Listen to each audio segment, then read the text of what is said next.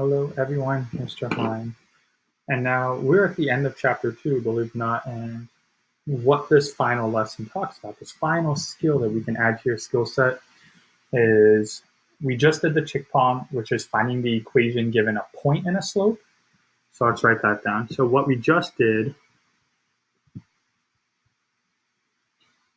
make sure you can see in the light, is we found the equation given just a rate of change,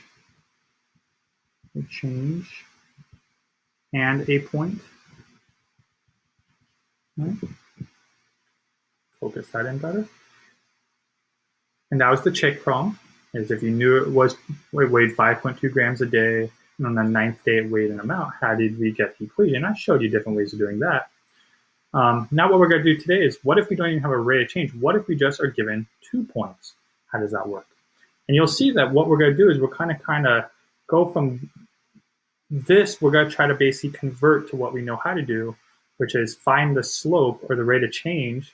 And then from there, we just pick a point and it will be the same thing we just did in the last video. But in case you have no idea, let's start from fresh. So we have a table of values here, and what we want to do is the goal is to write the equation as y equals mx plus b, where m is the slope or rate of change, and the b is the start. The two things we need to find. Okay. Now, we can start by picking any 2 points. Pick any 2 points. And it doesn't matter which two because they're all on a line, right? And pick any 2 points to find the slope. So say I just pick the first two. Let's pick 4, 8 and 8, 13. Right? Now we're going to find the slope between those points by doing change in y over change in x. If I put these points in a table, we have 4, 8, 8, 13. Well, how did it get from 8 to 13? That's plus 5. So it's 5 over, and how does it get from 4 to 8? Well, that's plus 4. So our slope, our m, is 5 over 4. Good. So we have half the problem done. Now, how do we get the starting value? Well, this is what we did yesterday, is you pick, maybe like this as second step, is now you use the slope and 1 point to find the starting value.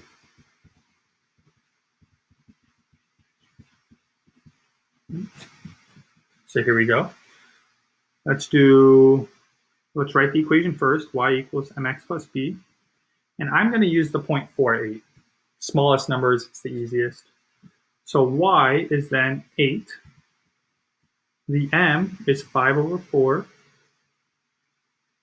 The x is 4. So again, I'm using the 0.4, 8, which is how 8 became the y, how the 4 became the x. The 5/4 is my slope. And then we have plus b. Okay. Now solving this, we still have 8 equals. Now, what's 5 over 4 times 4? Maybe we just use a calculator for this. Right. What is 5 divided by 4 times 4? Well, all of that just makes 5. And we have plus b.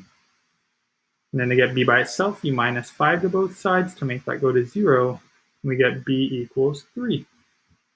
And with that, once you have the slope and the starting value, you're done. So the final equation here is y equals 5 over 4x plus 3. And there's the equation of that table of values. Huh? Not too bad. Or at least, hopefully it doesn't feel too bad. If it does, maybe another example will help you. But big idea is you pick 2 points, and any 2 points could have worked. Like note, any points work, any 2 points. So say I would have picked the farthest ones away. Say I would have picked 4, 8, and 36, 48. And say, well, is my slope still going to be 5 over 4? Well, let's check. So we put this in a table. And you have 4, 8, 36, 48. How does it get from 8 to 48? Well, it adds 40. So it's 40 over, how does it get from 4 to 36? It adds 32. So we get 40 over 32, and you're like, oh, well, that's not the same thing, Mr. Hine. 5 over 4 is not 40 over 32, but it is if we just simplify. If we divide each of these by 8, because 8 goes in each of these, 40 divided by 8 is 5, and 32 divided by 8 is 4. Notice we get the same thing. And that's like a number way of seeing it. If you picture a line on a graph, right, the slope from this point to this point, that slope is still the same if I go from this point up to this point. The line didn't get any steeper, right? It's still the same slope. It just, we're looking at points farther away, and that's it. Okay. Let's look at example 2. Give you one more problem and keep this video short.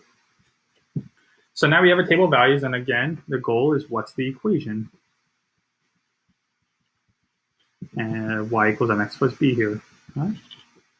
So what we need to do is we need to find the m, and we need to find the starting value. Right?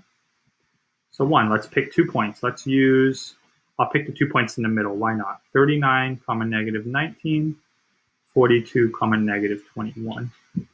And if you know another way of doing this, say quicker, that's fine with me. As long as you can get the right answer and show your work, I'm okay with that. Right. So how are these changing? Let's look. Put this in a table. And let's see. Now this one's tricky. How do you get from negative 19 to negative 21? What's the change in y there? Minus 2. And how do you get from 39 to 42? Well, you add 3.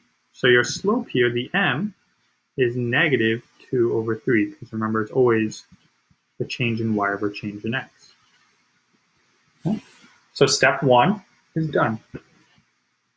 Step 2, how do we get the starting value? Again, you use a slope and a point to find a starting value, like we did in the chick problem.